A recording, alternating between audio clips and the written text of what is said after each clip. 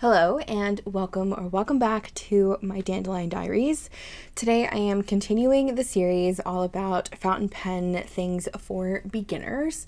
I have already covered pens and I've covered inks in their most probably basic forms, but in this video I want to talk all about the next thing you need when it comes to fountain pens, and that is paper. So a lot of times I get questions about, can I just use regular copy paper? Can I just use, the notebook paper out of my spiral notebooks at Walmart? So many different types of paper out there in general that you could possibly use with any kind of pen.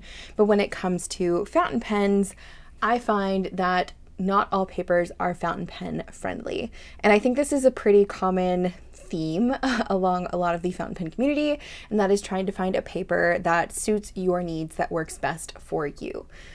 If you want to cut this video short, I'm just going to tell you right now, the best way to discover a paper that you love is to try again and just figure out what you really like out there. I personally love Tomoe Paper, Kokuyo Paper, and Rhodia Paper. Those are my top three if I had to pick a fountain pen friendly paper. A lot of the journals I buy are in Tomoe Paper because that is my ultimate favorite.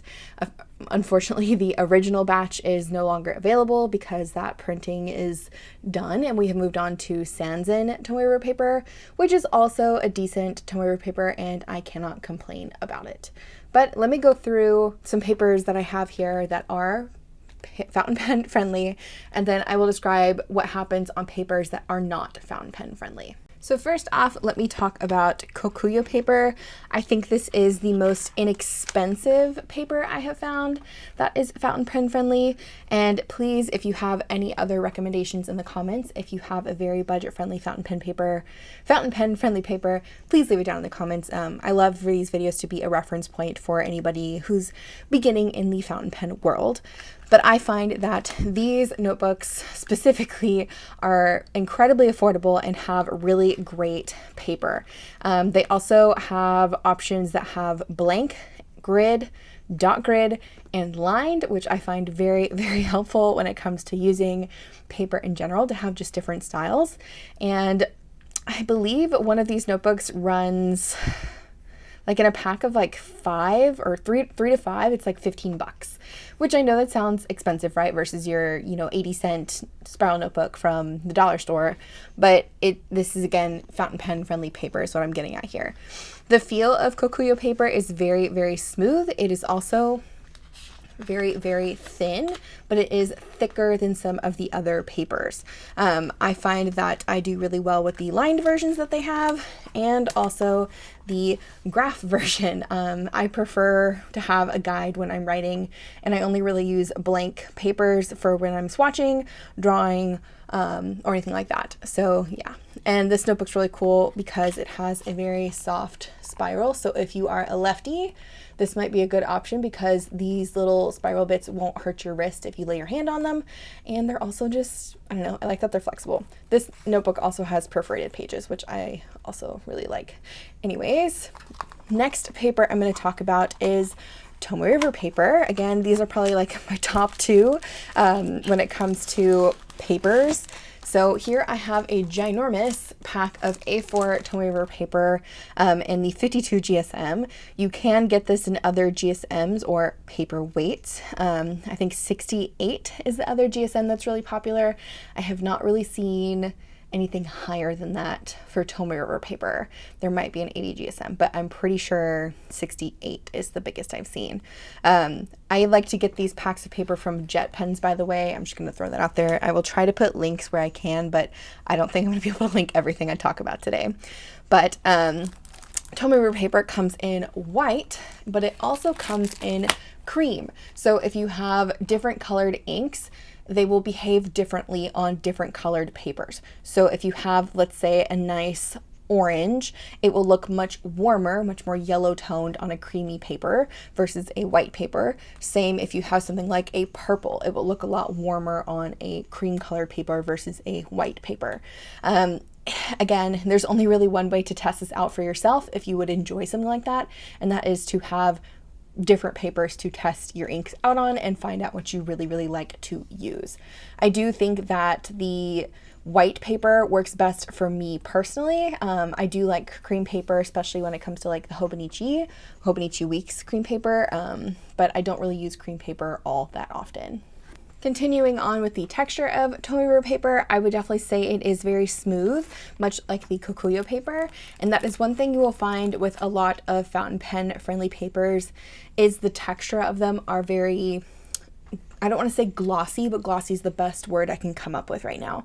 It definitely has a satin-like feel to it. There's not as much grip to the page if you were to like run your finger across it. It's not going to have the same feel as that of like copy paper or really thick paper, like 180-pound paper or anything like that.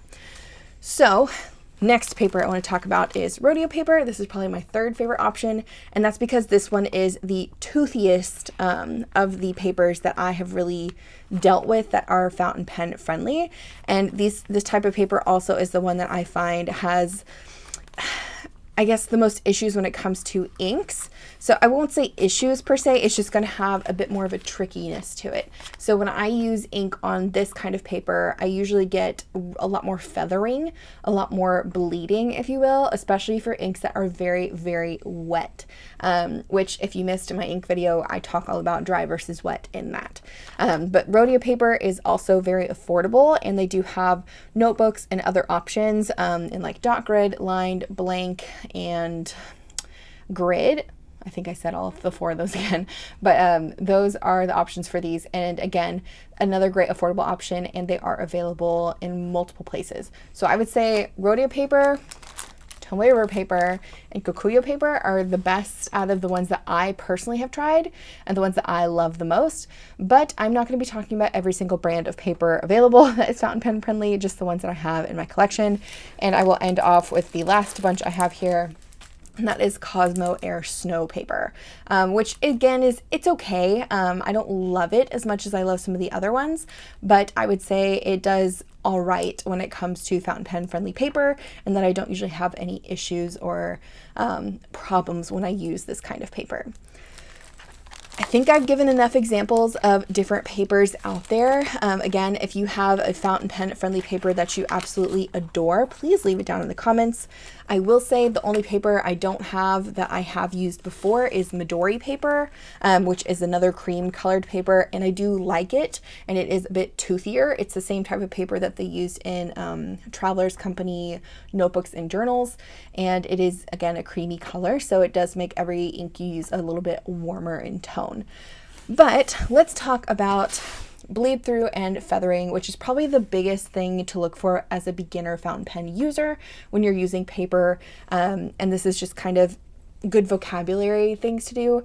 So I'm going to be showing what this looks like on these papers here. And this is the 𝗦𝘂𝗽𝗍𝗍 papers, which is not fountain pen friendly. So here I have just a blank singular piece of this kind of paper. I honestly have no idea what this kind of paper is, what they use for it, but it is a little bit thinner than your standard copy paper, but it does behave the same as most copy papers that I have found, and it has less tooth, so I'm not going to have any fear of getting any kind of fibers in my pen or anything like that. The pen I'm going to be using today is my Lamy 2000 Marcolon. This has an extra fine nib in it, and it is inked up with Pilot Iroshizuku's Kirisame. I find that the Pilot Iroshizuku inks are very well behaved on pretty much any paper that I use, but they are considered a bit more of a wet ink, a flowier ink, if you will. So I want to showcase how this ink behaves on this paper so we can see what feathering is, what bleed through is, and I can also insert some clips of like what would happen to your fountain pen nibs if you were to use paper that has a bit more of a loose thread or a tooth to it. So let me zoom in really quick.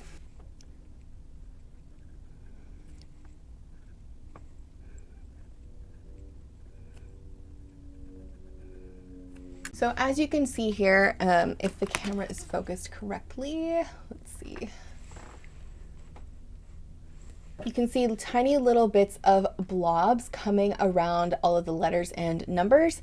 That is what we call feathering. So basically you just have these teeny tiny little bits that feather around your letters, making them look a little bit blobby, a little less clean. This isn't such a big issue for too many people. I just find it just it makes your letters look a little sloppier, which, I mean, I'm by no means saying I have great handwriting, but I find that this definitely makes my handwriting look a lot uglier or a lot sloppier than it normally does. The other part of this is bleed through. So when you flip the page over, you can see the ink literally bleeding through the paper. This is a huge problem for people who like to write on both sides of the page. So if you like to write on the front and the back side, if you only like to write on the front side of paper, this is not a problem. Or if you're not using this in a like journal type setting where you need to write on both sides of the page, not a big problem. But this is the main things when it comes to fountain pen friendly paper to look out for, is if it has bleed through or feathering among the letters. The other things about this, like I said, involve toothiness of the paper, and it can cause little bits of the paper fibers to go inside your pen nib. And I don't really have a good way to showcase this with the camera I am using, so I may include some photos if I can of images of what I'm talking about. So essentially you would get teeny tiny little pieces of paper fiber wedged in between your nib tines, which is basically the slit in the nib. Probably a better example of this would be to show it on my Pilot A23 here. So as you can see, there's this slit right here. So it's the separation of the tines. And what would happen is little bits of paper fiber would get stuck here and cause either skipping in your pen, which is basically where you're going to miss like letters or skip inky spots in your writing. So there's going to be blank spots essentially. It can also cause issues with flow where ink may gush out of the pen.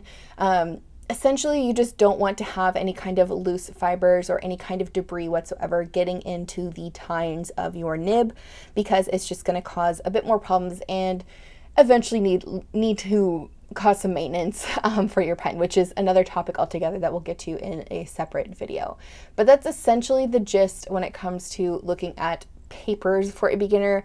You want to research, find a paper that works well for you, look for I would say papers that maybe work better in your budget, because fountain pen friendly paper can be a bit pricey at times, but you definitely want to look for something that is, you know, a good option for you personally. And the best way I can say to do that is just do trial and error, or maybe go off of recommendations that your friends who have used fountain pens before love, or maybe have them send you some samples of their paper collection if they're able to do something like that. Okay, I think that's everything that I wanted to talk about when it comes to fountain pen beginners and paper.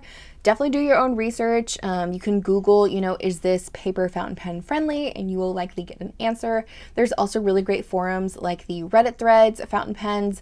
There's fountain pen communities on Facebook if you want to join and just chat about papers there. I find that this hobby is really great for people who love it, and they're always happy to share really fun things that they find.